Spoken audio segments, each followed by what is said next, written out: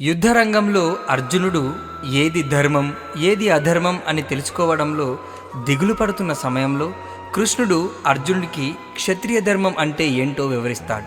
మహాభారత యుద్ధంలో అర్జునుడికి మార్గదర్శనం చేస్తాడు కృష్ణుడు. భగవద్గీత అనేది కృష్ణుడు అర్జునుడి మధ్య సాగిన సంభాషణ. పాండవ యువరాజు యుద్ధరంగంలో తమ సొంత వారిపై దాడి చేయాలా వద్దా అని సంకోచిస్తున్న తరుణంలో శ్రీకృష్ణుడు మార్గదర్శనం చేస్తాడు. శ్రీకృష్ణుడు అర్జునుడి రథానికి రథసారథి కూడా.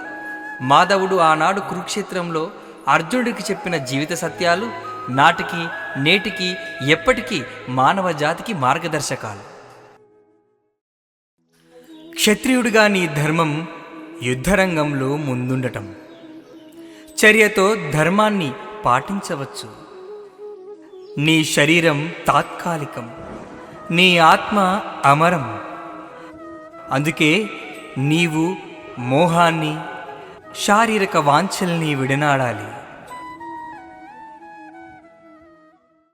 నువ్వు ఏం చేసినా ఆ చర్యలు శ్రీకృష్ణుడి ప్రకారమే.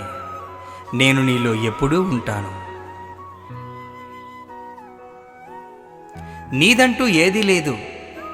నువ్వు మరణించిన తర్వాత దేన్ని తీసుకెళ్ళలేవు. భౌతిక అవాస్తవిక అంశాలు అన్నీ ఇక్కడే వదిలి వెళ్ళాలి.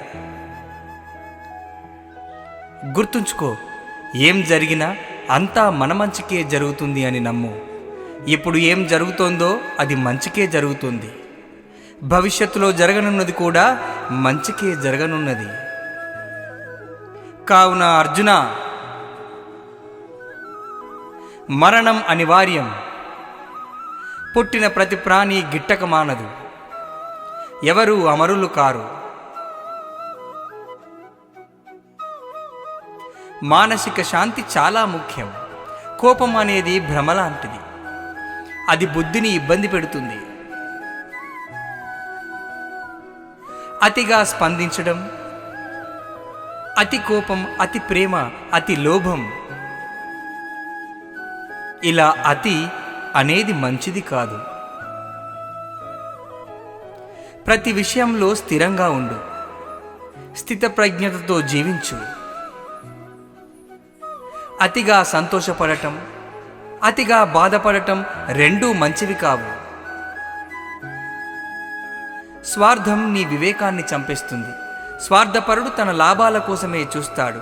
ఇతరులే సంక్షేమం గురించి ఆలోచించడు. అన్ని పనులకు మూల్యం చెల్లించాల్సి ఉంటుంది. కర్మ అనుభవించాల్సి ఉంటుంది. అందుకే మంచి కర్మలు చేయాలి.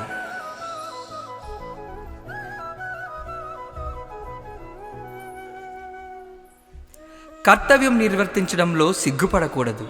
మనిషి తన కర్మల వల్ల గుర్తింపు సాధిస్తాడు. సరైన పని చేసిన వ్యక్తిని ప్రపంచం కీర్తిస్తుంది. నీ కర్తవ్యం నుంచి పారిపోవడం మంచిది కాదు అర్జున. జై శ్రీకృష్ణ.